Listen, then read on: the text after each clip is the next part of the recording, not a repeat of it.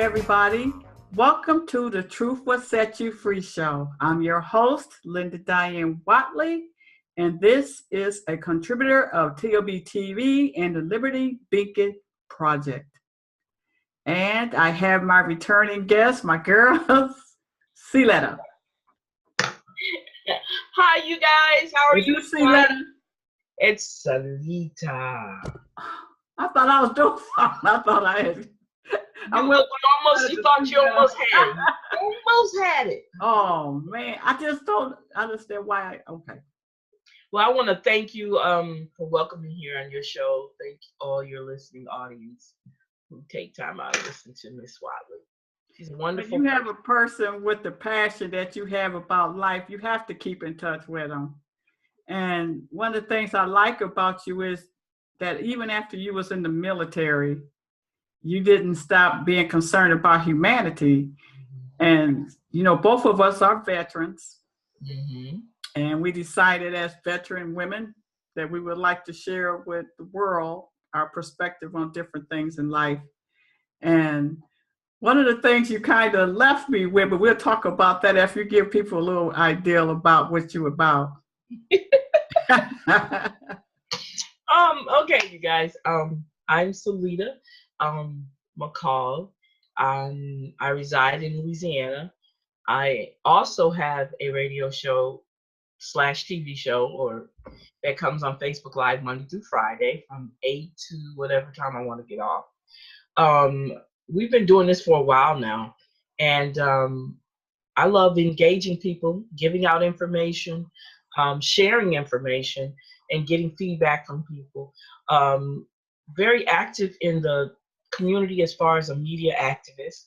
So I do videos, I do small documentaries, working on one right now, and things like that. I'm very involved in the politics in the community, and that's in all the politics, all aspects of politics. It's crazy, but you know, this is election year, so we getting a lot of stuff is coming up.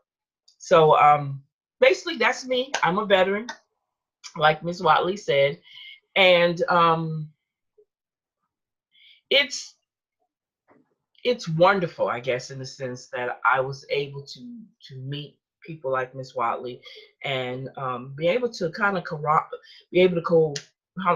collaborate with people who do like what we do.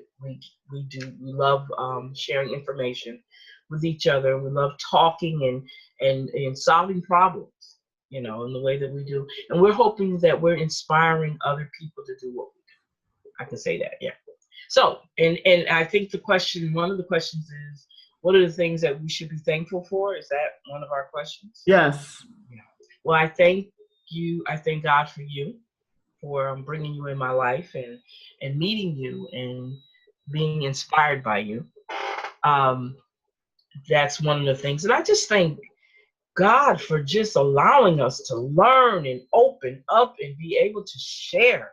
You know, we find ourselves sometimes locked in our own little worlds, and we're in our own little boxes, and we don't want nobody to open it up and bother us. But God given us this opportunity to share, and I thank God for that. I thank God for all the opportunities that He's given me to be able to do all that.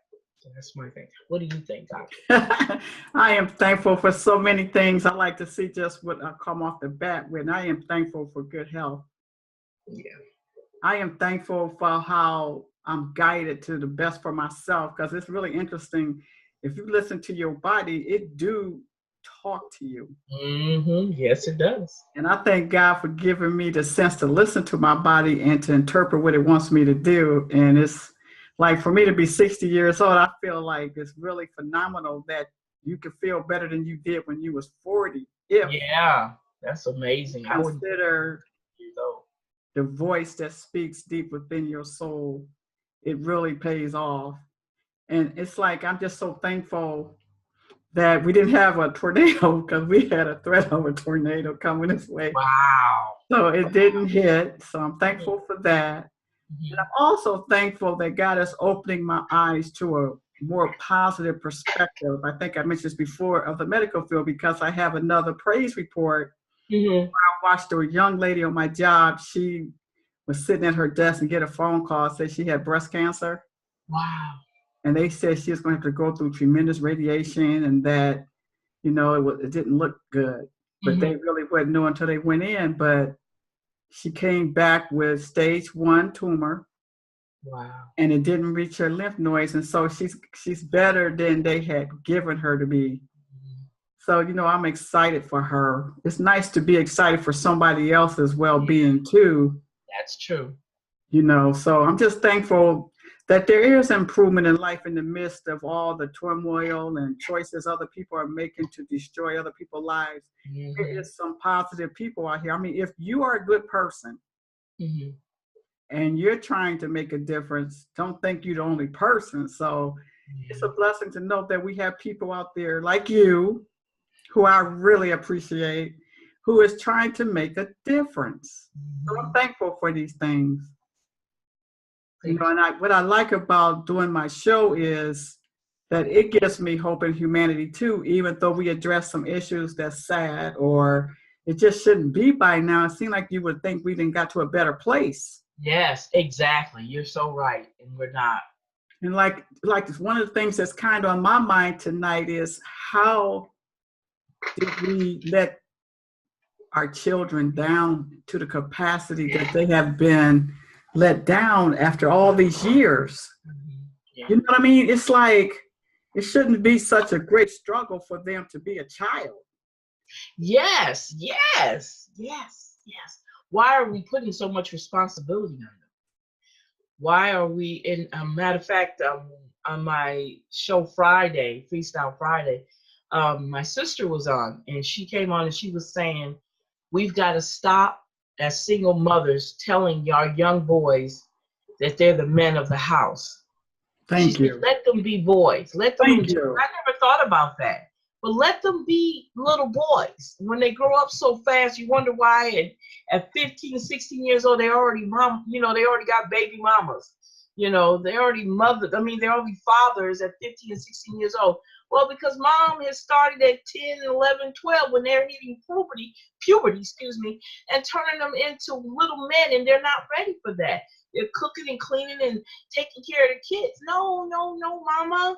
No, you can't take and turn him into a man. He's not ready.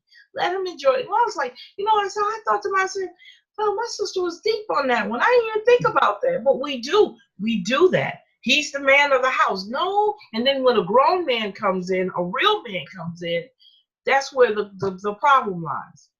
So yeah, you're right. We should let them be little boys. We should let them play and tumble and fall and do all the things that little boys are supposed to do.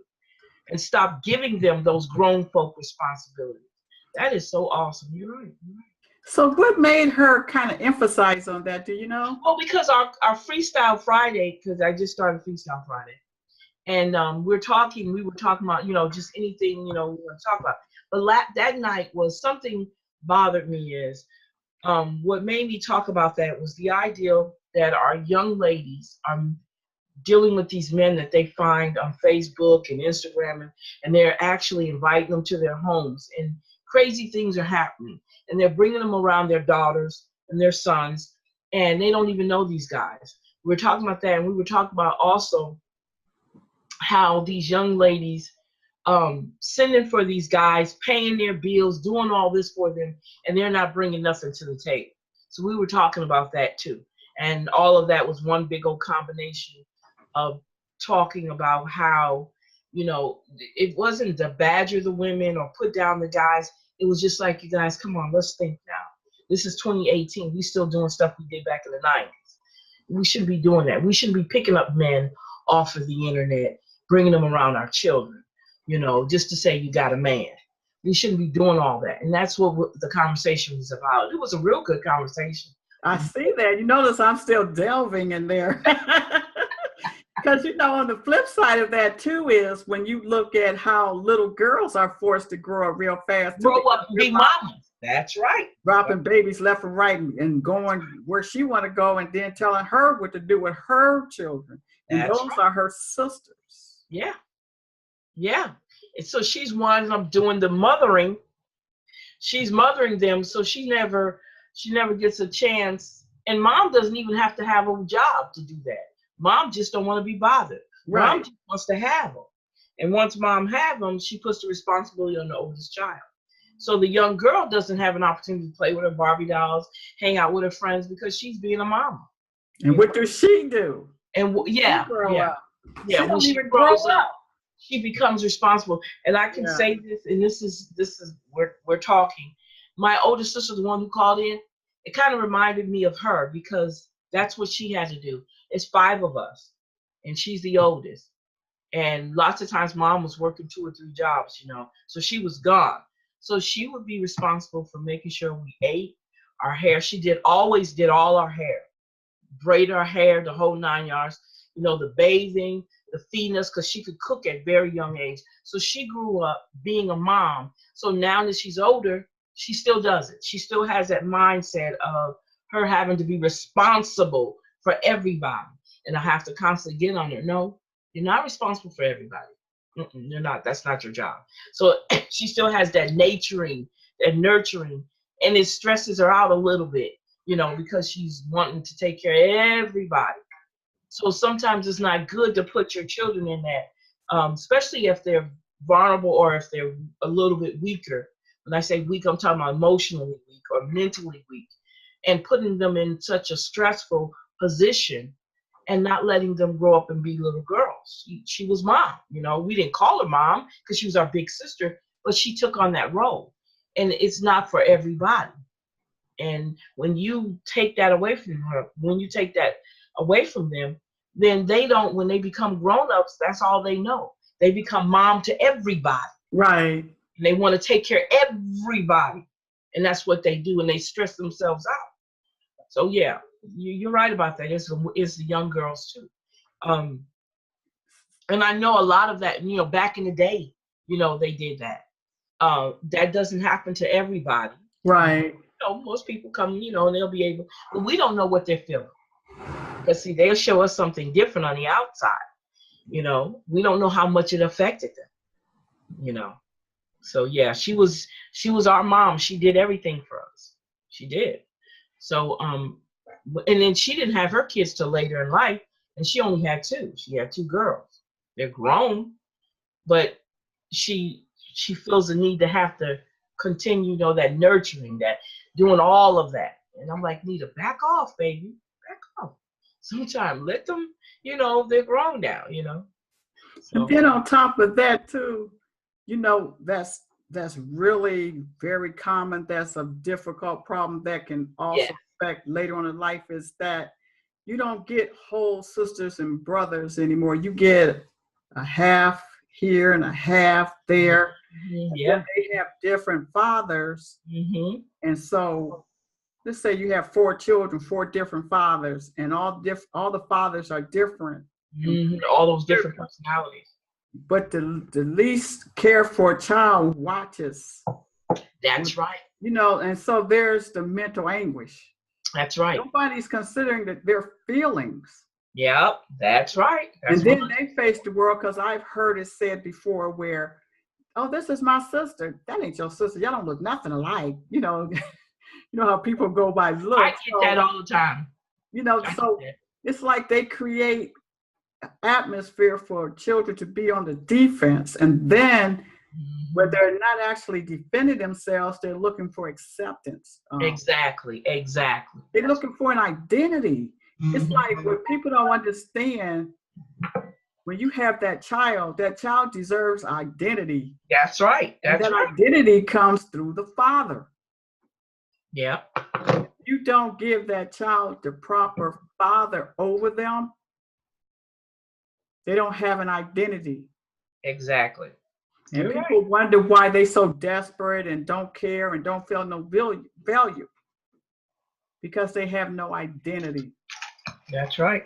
And then the worst scenario is brother meets sister, don't know their brothers and sisters, and then they get ready to walk down the aisle, then they find out they can't walk down the aisle because they're brothers and sisters, because of that half and half all over the place. Mm-hmm. That's something we don't think about. Yeah, see, nobody is considering the responsibility they have. When that's right. You're right. You're right. You're so right about that. And so that, Especially if you have your children around the same area, you don't move around, but everybody in that same little circle, and you looking at that child look like him, and then another child look like him, and the other child look like uncle. That's his cousin on his mother's side who was second removed, and you're like, what the world? But all of them but sometimes they all look alike. Depends on who genes are stronger. Some of them all look like the mom, and then some of them all look like the dad, and you wondering. But the thing that's really crazy too is the personalities, because you pick up your father personality and you pick up your mom personality. When a child is born into a family where the mom doesn't really know the father, you might be raising a demon child, or you might be raising a child with some mental issues or something like that, because you were doing your thing and you weren't really paying attention to who you were doing your thing with. Okay, lots of times those are the one night stands, or the 2 night, or the 2 weeks, or the 3 week stands, and before you know it, you don't know nothing about this person other than you guys go to eat dinner maybe once or twice, go out maybe once or twice. Majority of the time, you're doing your thing in the bedroom. That's how the baby came about, and we're not even paying attention to the background. So I think it's wise, and this is just me, I think it's wise, if you're gonna have those type of relationships, don't get pregnant. thank you. That's all. Just don't get pregnant. I was just getting ready to say, how do we get a grip on this to break this cycle? Because these are innocent people coming into the world. Yeah, it's the children who suffer from this, because their identity is not there. Oh, you my baby, you ain't got to worry about him. And you tell your children that. Oh, don't worry about him. But mom, I'm sick all the time, and you already said on your side of the family, we don't get sick like that. Oh, that ain't nothing. It'll go away. And they do that instead of saying, let me talk to the father and see what his mom got, or what his dad got, or somebody in his family got. Let me find out. No, we don't want to anymore. We don't want to get involved. The child is grown and they've survived all this time. So why worry about it now? And that's the scary part, when you don't know, and you're depriving that child of their legacy. You're depriving that child of their inheritance. You're depriving that child of that. And is it fair to the child? No, because the child is here innocently. They didn't ask for you guys to be the mom and dad. You know what I'm saying? So yeah, we don't think about that. It's really sad, because it shows up in society once they leave home, and people don't understand why they are so destitute, but it's where they came from. That's right. That's right. And see, years ago, I don't know if people said it before our years ago, but it's like you can almost get away with it for a while, because there were so many opportunities for new starts. Yeah, but it's different now. It's different now. Yeah, it's different now. It's a whole different ballgame. I even can take into consideration with me and my son. My thing is, I said to myself, I promised if I was not married by the time he turned 12, there would be no more children. He's 35. And I didn't get married till he was 18. So I knew good and well, once I made that promise, that I was not going to do it again. So I didn't have any more children, because then, you know what would have happened? I would have had that child, another child out of wedlock from a different man. And I didn't want that. And I didn't want him to have responsible, though, but you was responsible. I tried to be. I mean, anybody can have a baby, but what are you going to do after that? Yeah. I mean, nobody's perfect. I mean, no. You can have, sex 1,000 times and then you don't get pregnant. So anybody can get pregnant eventually. So it's not like that's so much a crime on a person. It's what you do afterwards. Afterwards, what is the responsibilities that you're going to take on to make sure that you're able to, and don't, like we said earlier, don't go and get pregnant and then drop the baby off with the child. And you know who I feel sorry for today? Who? The grandparents who have to take the children because the parents don't want the responsibility. That's right. It is such a sad thing to see because some of them are not well. They don't have the finances or actually the energy. And then they get smart with the mom and the grandparents if they don't want to keep the child. And then another thing we talked about, speaking of grandparents, this is my personal pet peeve, and you can disagree, agree with me, and give me your take on it. My pet peeve is we celebrate our young daughters and sons when they have children, because all we thinking about is being a grandparent. And we want to do over what we didn't do right with our kids. We want to do over with the grandchildren. Well, my issue is, if my daughter is single and my daughter is having babies and there's no man who's planning on putting no ring on their fingers, I don't see why we sit there and celebrate that. I don't understand that. Because you don't have any control over your son's what's the name, and we don't have any control over our daughters once they become. But if they're living in the home with you and they're having babies and we're sitting around and we think it's cute and oh, look at the baby and all this, and we're pampering and then before you know it, she's pregnant again and she's on her second child and she's still at home with you and she still don't have a ring on her finger and she's still not married and she's still not in her own place. Now you got a second baby and you're just as happy as you want to be. I don't get that. I don't get that. And then, the flip side of this angle too, because it does get worse. You have parents, mothers, who will actually kill their child or allow their boyfriend to be the one to kill their child. Well, because lots of times they're not the father of the children. That's what we were talking about originally, was that they're not the father of the children. So what ties do they have to that child? There's no emotional ties to that child. They actually rape their children. Mm-hmm. Yeah. They just be babies. It's sickening. It's sickening. It's sickening. It's sickening. And it's sickening. I don't know why. And that's why you have to be careful who you bring around your children. You have to be very careful.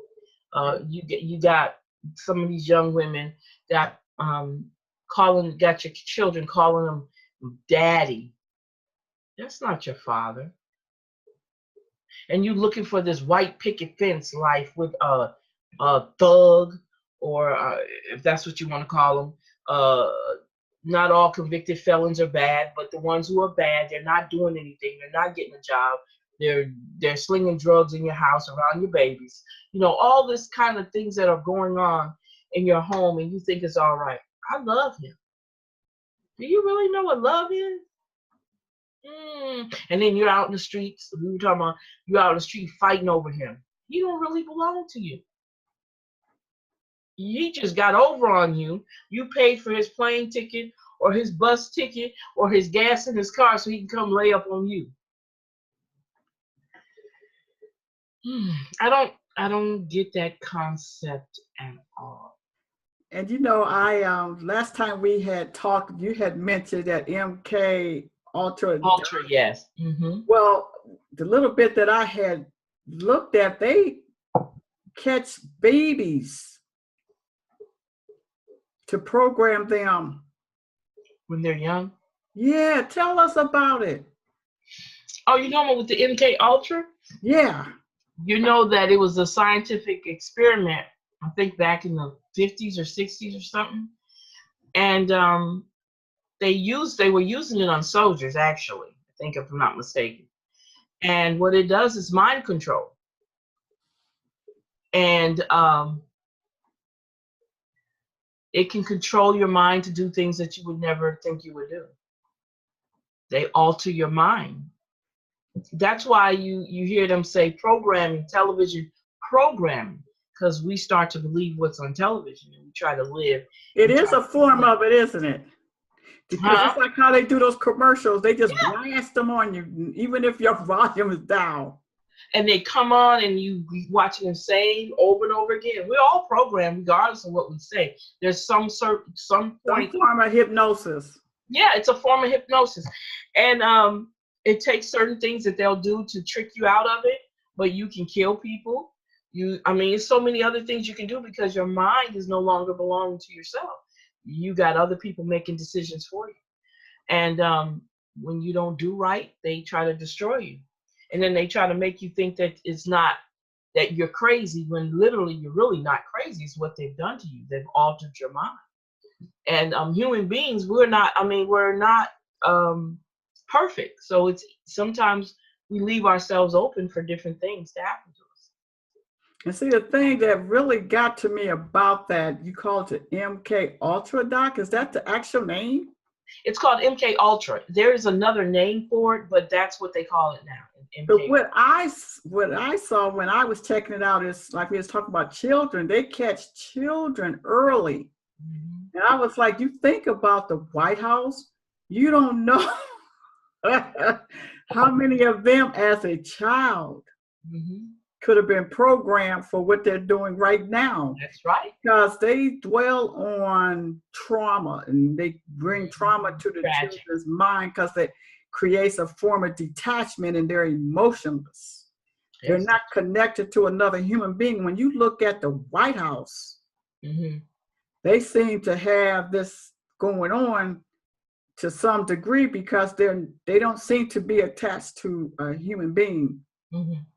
Well, you said that's what made you say that was the idea. You said that they don't act like they're human; they look like they're soulless. Now, did you watch Mark Zuckerberg with the celebrities? No, Mark Zuckerberg over Facebook, the one who owns Facebook. He had to speak. Oh, yeah. Now there's a video out that somebody, I don't know if it's doctored or not, but they said he was like a robot. They said they remind him of a robot. So you don't even know anymore because of AI, which is what's this called? Altered intelligence? Is that how you altered intelligence? AI is what it's called. Do you know they can clone us? Oh, I'm gonna have to send you that too. But you know, Michael Jackson, they said he was cloned. Yeah, they said he was Elvis cloned. Presley was cloned. They got here somewhere. The latest is Dave Chappelle and Kanye West. Really? Yeah, look at the old Dave Chappelle and then look at the new Dave Chappelle. They were trying to say that about Beyonce too. Yeah, they're saying that they cloned Beyonce. Yeah. A lot of those stars, they said that about Prince too. They said about LeBron. You know, they say a lot. We can't believe everything, but do not think that in some of the fallacies that there is no truth in it. Because if you look at movies, let's talk about movies in altered intelligence.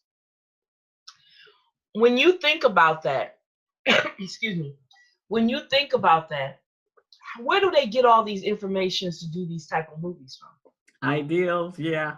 Where do you think they get all these ideas from? Mm-hmm. Because it's already happened somewhere. Somewhere, like the Night of the Living Dead and all those. All that has actually happened somewhere. Because you wouldn't believe, that's not straight out of someone's imagination. Because it's too precise. It's too just right. For a lot of these movies that are playing, that high intelligent, the high tech stuff that goes on, that's not made up. That's for real. That's literally for real. And we can sit around and pretend like it's just TV, but it's not just TV. They had to get that information from somewhere. They had to. Well, just like that MK Ultra. Like going back to the children, one of the things that they understood was, because I saw some experiments that they had used on children where they created trauma. So they would have a reaction that would cause them to detach. Wow. Literally detach emotionally so that they could program them for what they needed them for, so they wouldn't have no sensitivity to another human life. When I saw that, now when you think about people who are shooting up these schools, Yep. You know, blowing up people. Mm-hmm. You don't know. Yeah. And it doesn't bother them. They go to jail a certain time where they die. They Well, it even goes so far as to say they could be the one that killed, but they have somebody else in play to say they did it. Yeah, that's right. That's right. And then I start thinking like, okay, just me. Trump spent some time in Russia. Yes, he sure did. Did they get a hold of him? I wouldn't be surprised. Well, you got to remember now, with these presidents are handpicked. Have you ever heard of the Trilateral Commission? Oh, I'm gonna have to get you into that. Trilateral Commission is I think it's the Rockefellers, the Rothschilds, and the Bilderbergs. These are families that literally actually run the world. They are over the World Bank. They literally put people in places. They have a lot to do with the presidents that are chosen. Very interesting. It's almost the same thing as what we're saying with the MK Ultra. They're the ones who control all the world's money. All the world's money. They control it. No matter what, nothing is being done in America, nothing is being done in the world that the World Bank, which is the Trilateral Commission, don't know it's being done. And because of that, all these governments are controlled by them. Why do we have a Federal Reserve and it's really not a federal government type organization or entity? And why are we getting money from them when we can make our own money? Why do we even need them? They're like the middleman, and they control all the wealth. Why do we need them? Look up the story about the history of the Federal Reserve, and you'll see what the Federal Reserve is. All of that, when I say that, all of that connects. Yeah. Yeah. What's connecting? All connects. When I say connect, I mean when the presidents that are being chosen to do, these presidents are not doing all this by themselves. I know. It's puppet masters. Your puppet masters, your trilateral, your World Banks, all of those are the people who are holding up the strings. They make the decisions. We don't. We don't have no control over that. The thing about now is they just kind of more blatant with it because they're tired of hiding. Right. It's like they just blatantly do it. But they have what you gonna do? What you gonna do? Yeah, we doing it. What you gonna do? Exactly. Now you think that didn't come from a lot of programming through the media? Let me tell you, your media, your mainstream media, not us, but your mainstream media plays a huge part of the control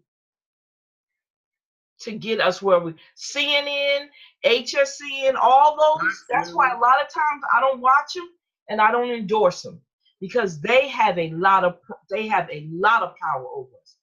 Reuters and Associated Press, I think, is the main two that are head of all the stations. Over Fox, over HSN, over CNN, over MSNBC. They're the ones who say what they can release to us. They literally control what they release to the public. So if I want to keep pushing this narrative that everything is bad, what do? Don't they show all the negative things that are happening in America? Don't they? And do you see how it affects the stock market? All this doom and gloom, everything Trump does, do you think that's not done on purpose? Yeah, when you look at him, it's almost like, okay, he's not even connected to himself. That's right. That's right. Have you noticed it's like it's more and more? Yeah. Well, if he's somebody's child too, just the thing. Yeah, but you ever realize he's somebody's little baby? But Oh, That was Lord. somebody's baby. But these people are groomed. They're groomed. They're groomed to do Yeah. these things. And like you said, they're so blatant with it. It doesn't matter anymore. They don't hide nothing from us because you know why? Because we too dumb. We believe it. When he came into office and he doing what he's doing now, we still believe in him. You got people that's going to fight you over him. Why? You didn't do that when Obama was in office. Did they?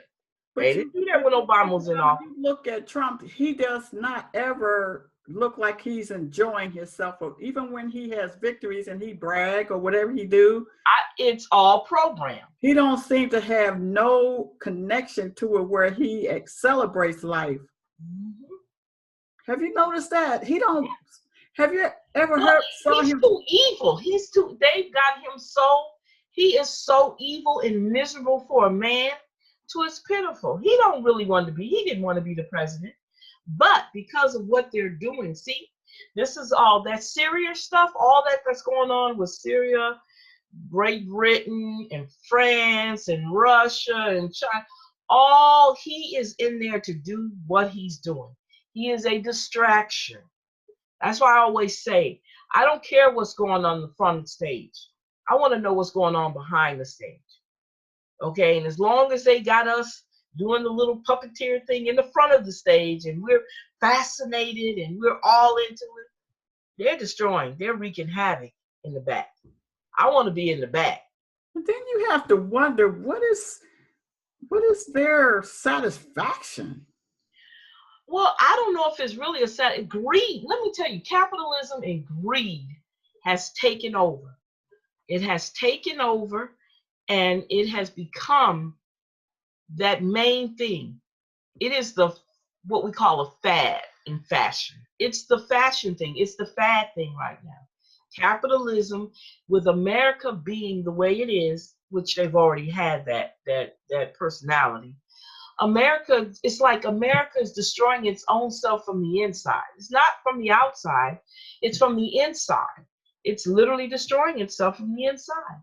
Whether it's meant to happen, because it could be, you have to destroy something and rebuild it, right? Maybe we're at that point where you have to destroy it and rebuild.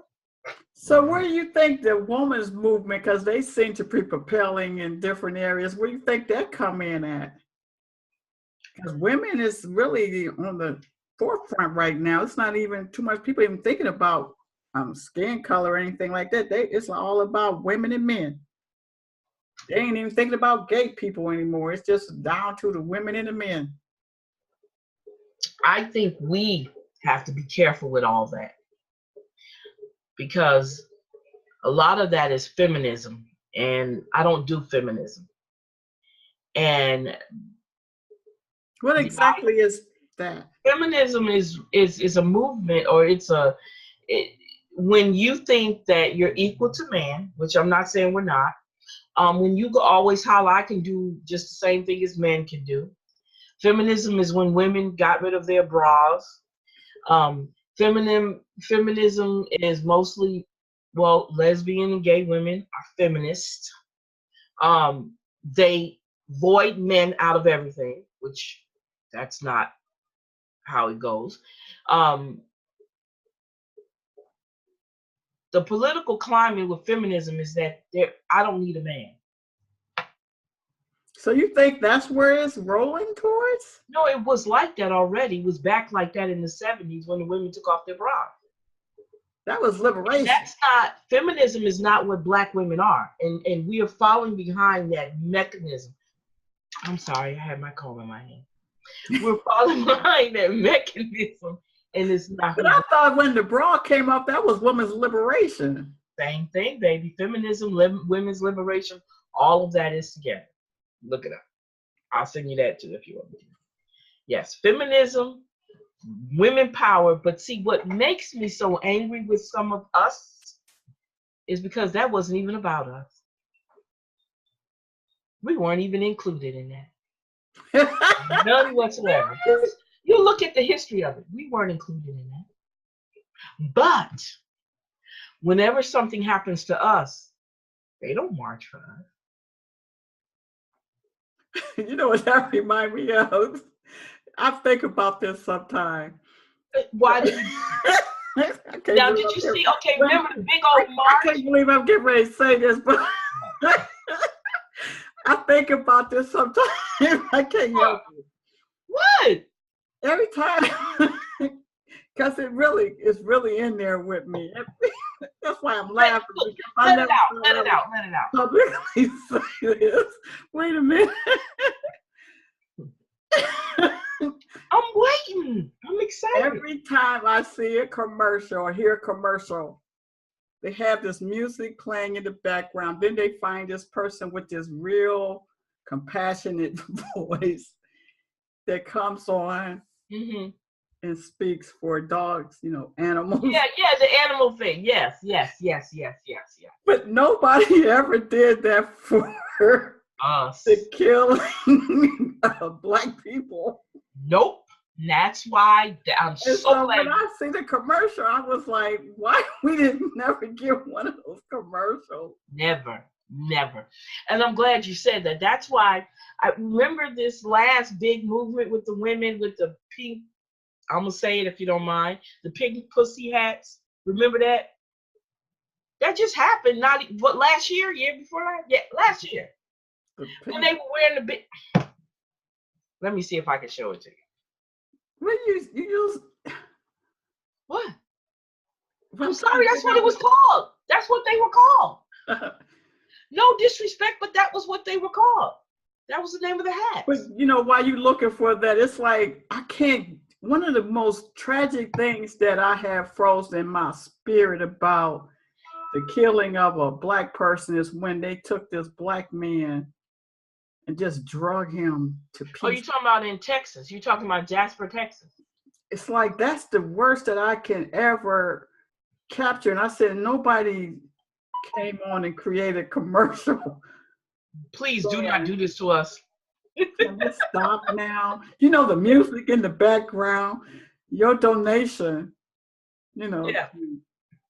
make a difference. But nobody wanted that to ever stop, but yet they want you to quit killing a dog. Yeah. So that I just like crash with that a little bit. Yeah, here it goes. It was called the Pussy Hat Project. I'm not that much into TV, so I know. that could have slipped past me. That's why I'm saying I never heard or saw that. Mm-hmm. It was an anti-Trump movement that took place. I don't know if you can see that. Can you see that? You see that? They're like pigs. Yeah, that's what it looked like to me too. See? Uh-huh. That was they were wearing those hats. What was that about? Okay. It says the pink pussy hats of the anti-Trump Women's March. A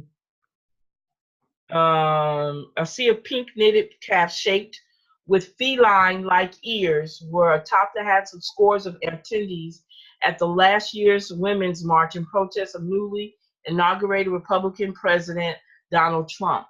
The reason for the hats explosion was obvious. A month before last year's election, a leaked 2005 audio featured Trump saying he grabbed women by the pussy. Remember that? If he wanted, since he was a star, and that's what caused the outrage. Now, we shouldn't have been out there, but we were. That had nothing to do with us, because he don't even like Black women. So why were we out there?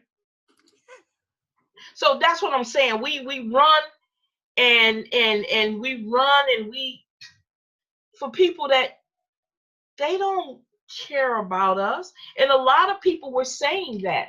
Why are we always marching for somebody else's cause? They don't care about us. But it was a lot for when Martin Luther King was marching, they was in there.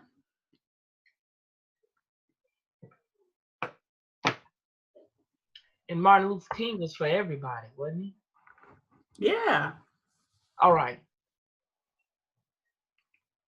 You know I'm a little militant too, right? Right, and you know I don't have no problem with it. I'm trying to keep it down. Hey, look, I knew I pushed the button when I hey, look, I wasn't scared. I'm like, go ahead on. He was for everybody. He was supposed to be for us. I mean, at one time, but you know, he changed his mindset. And that changed. And a lot of people admired him. And I know there was some, what you call those people, who sympathizers that sympathized with us. And they don't understand why we were treated so differently. But I still say this. A lot of things we Black women are fighting for, they're not fighting for us. We won't even get together with us and make movements. Like now, the Me Too movement is going on. I don't even know what that is about. But once you say something against it, oh, people just have a fit if you say something against it. And then they start ostracizing you. And then you got to get men to apologize for saying it. I'm like, you know what? If it's not building, if it's not bringing in money to build, funding, and why are we even part of all this stuff that has? We still go home to our crumbling down homes, okay? Our crime-infested neighborhoods, and they get in their nice cars and their SUVs and their soccer mom life, and they go back to it. What do we go back to? So that's why I have, not everybody, but that's why I have issues with running up and supporting everything that goes on. And they get upset because I'm not supporting that. Is it going to bring anything back to my community that's beneficial to my community? No, because I can get in my car and I can drive to my little neighborhood. Wow, it's time for me to pick up little Johnny from baseball practice. And I'm going to go pick up Johnny from baseball practice. And little Susie at ballet, or gymnastics. So, I mean, I'm sorry I should be so sarcastic, but I can't help it. You're just talking. But that's how I look at it. So I can't relate. I can't relate to you. I'm a single mom with 4 children. I got to figure out how I can't relate to you. You're not a single mom. You got a husband that works for the corporate world. And you sit at home and you can sit up and make posters and you can get your little group together and y'all can go and march with your little signs and stuff. But you're going home to a house. I'm going home to my community. That's not like your house. So I don't, that's not for everybody. But I can't just see myself wasting my time marching. I can't do it. Now I had an opportunity. I did something that I didn't think I was going to do. When Black Lives Matter, when the Ferguson situation happened? I got a chance to go to Nashville and we got a chance to meet some of the original Ferguson group that was part of the the movement. I guess it would be the movement. And we went and we marched. But what we noticed was it was a lot of gay and lesbian people in the group. That was before Black Lives Matter took off. So I was like kind of like looking around like, okay, there's something different about this parade. I mean, this march, because we were marching and it was more. I said, okay. So that was the last time I actually did a march, and I said, I'm not doing that anymore. But I met some wonderful people there, met some wonderful young ladies, but I didn't know the undercurrent of it. And then out of that came Black Lives Matter. Out of the Ferguson came Black Lives Matter, if I'm not mistaken. So I learned a lot. I got a chance to meet Angela Davis' sister. Matter of fact, I took some pictures with her. We did a workshop. We had like a 3-day workshop. And I got to meet some of the original people from the SNCC. Okay. from back in the 60s. I mean, very enlightening, very, very, I got good information and stuff, but I saw then what is going on now. That there, yeah, you're right, is a lot of women that's got all this going on. I don't want to be part of it. I have no desire to be part of it because it's not us. That's not about us. And we got to stop that. We get so distracted by everybody else's problem and we're not even looking at ours. So, and that's not everybody. I know. That's just some of us. They got to be part of the movement. And then you're hearing now. I don't know if you've heard of this lady, a young girl. She's a young woman. Her name is Tamika Mallory. She was the one who spoke. She was the MC for the Million Man March on Washington. Remember with Farrakhan? I don't remember her. Oh, okay. She actually came. I had an opportunity to interview her. She's big now. She's real big right now. They were trying to demonize her because she did that for Farrakhan. They were really giving her the blues. Forcing these women leaders to stop dealing with Farrakhan. No, they went after her big time because she did that. Because they say Farrakhan pushes this hate because he's telling the truth about how we were treated and how we should be treated now. So they're upset at her and other ones. And some of them have already denounced being part of him or having anything to do with him. And everybody's encouraging her not to do it. Don't abandon him. We've been abandoned and separated from our leader, our men who are real, not these. Anyway, but some of these leaders that are real leaders. Okay. I'm not a huge fan of Minister Farrakhan, but some of the things he say, I do listen to him and I put them in my brain because I don't close myself off to anybody, to too many people. But if I was to be part of, I wouldn't denounce him because I know he's done good for some people. And I know some of the things he's saying is very enlightening and it's inspirational to us because we don't get that. You know what I'm saying? We get some of these leaders that fold. You know what I mean about fold. So, I'm sorry, that's the militant side of me coming out. But anyway. Hey, look, I love it. I just love it. So that's what real is just what it is, Yeah. And we have to look at it like that. Sometimes we Clark Kent and then we come out of Clark Kent. We no longer Clark Kent, Hey. And then we get buckled down and we start listening to them. And then before you know it, I changed what I said. That's not what I wanted to say. We need to all come together, not just certain ones. When they start saying all, you better watch that word, all. Right. Like all lives matter. Okay. Whenever they start hollering that, that's when you separate yourself from. Hey, Celeta. Yes. You are on the Truth Will Set You Free show. Give us a truth to remember you by. Oh, gosh. First of all, show us that new cup you have for our coffee. Oh. See wow. That? It says Gold Digger. Hey, look, look at my cup. I found this cup at Room 21 in the mall. Yeah. I have another one that says Forever Female on it. And I don't know why that one was made. I don't know who made that one.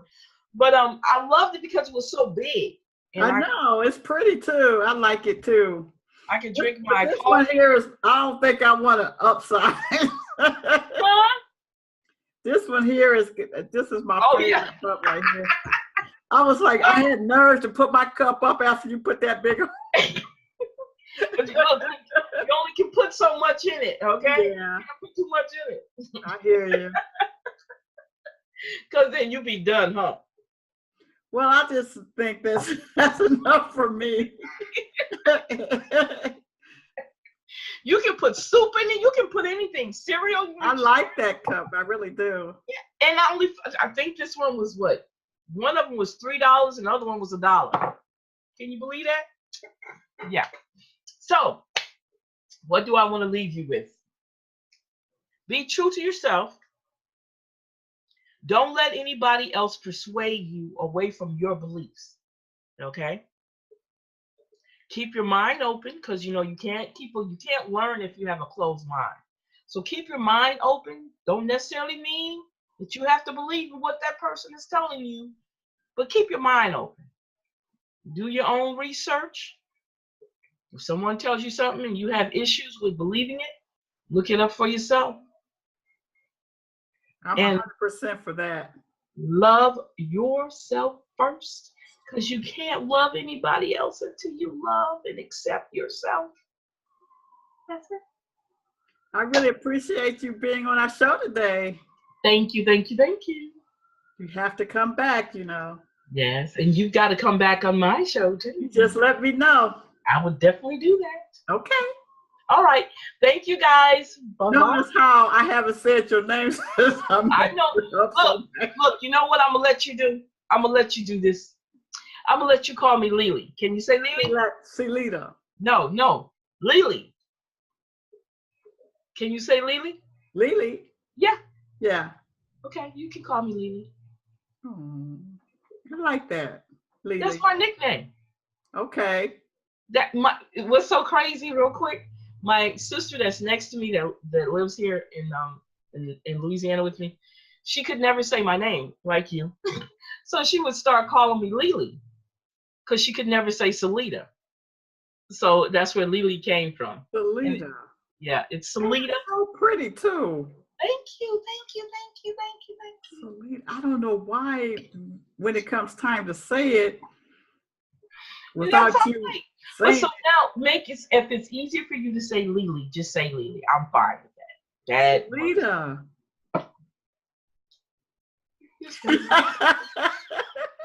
I'm gonna answer it to either one of them. Thank you. Well, thank you very much. You have a great night and a great week, okay? And you take care. I'll definitely be catching up with you, okay? Okay. All right. Bye-bye. Bye-bye.